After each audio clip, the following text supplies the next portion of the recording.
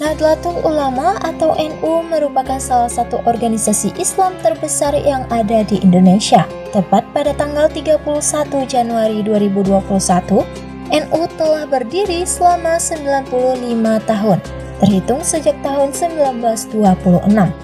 Sebenarnya sebelum berdirinya NU, ada beberapa organisasi Islam yang sudah berdiri. Namun memang NU mampu menjadi organisasi Islam terbesar hingga kini. Kami coba menghimpun dari beberapa sumber, berikut fakta menarik seputar NU. Tapi sebelum lanjut, kami ingatkan kepada kalian untuk jangan lupa subscribe channel ini dan nyalakan loncengnya agar kami tetap semangat bikin video yang bermanfaat untuk kalian semua. Sejarah berdirinya NU. Sebelum nama Nahdlatul Ulama diusung, kalangan pesantren pada masa kolonialisme membentuk Nahdlatul Watan, yang artinya kebangkitan tanah air pada tahun 1916.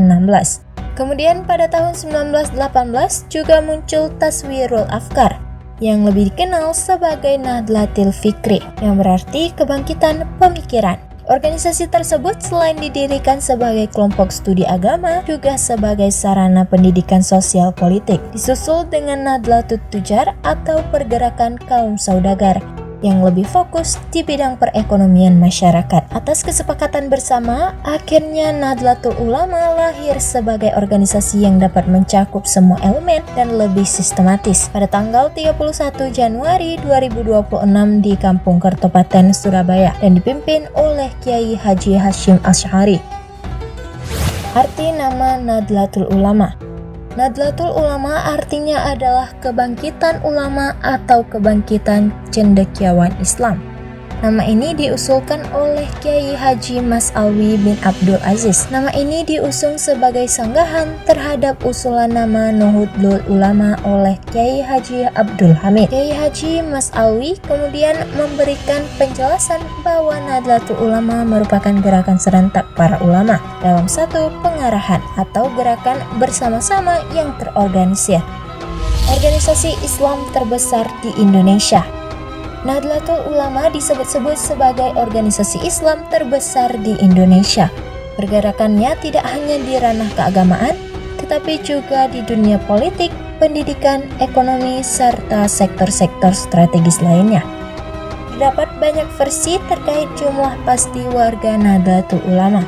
Dilansir dari hasanuddinali.com, survei LSI atau Lembaga Survei Indonesia menyebutkan bahwa 36,5% penduduk Islam merupakan warga Nahdlatul Ulama, Muhammadiyah 5,4%, sedangkan sisanya merupakan warga dari ormas lain maupun yang tidak masuk ormas.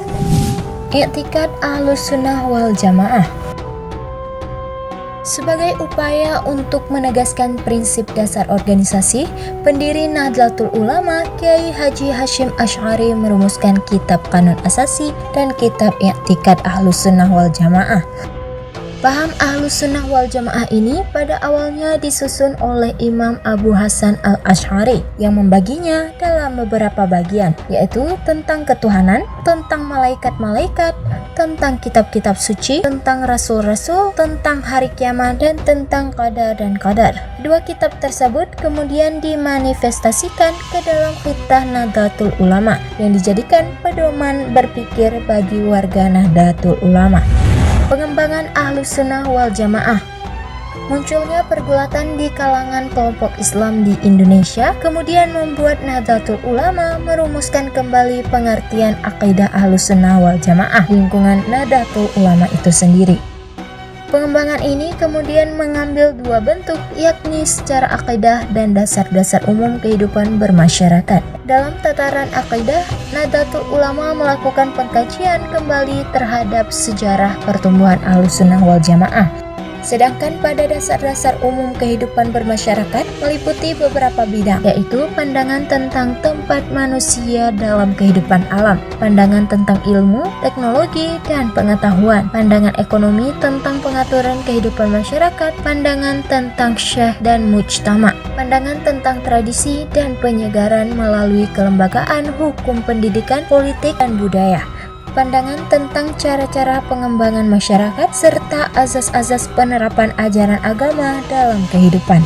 Itu Itulah tadi beberapa fakta tentang Nahdlatul Ulama. Jika ada fakta-fakta yang tidak saya sebutkan namun cukup menarik untuk dibahas, silahkan tulis di kolom komentar ya. Saya Nurul Jumita, Kala Cerita.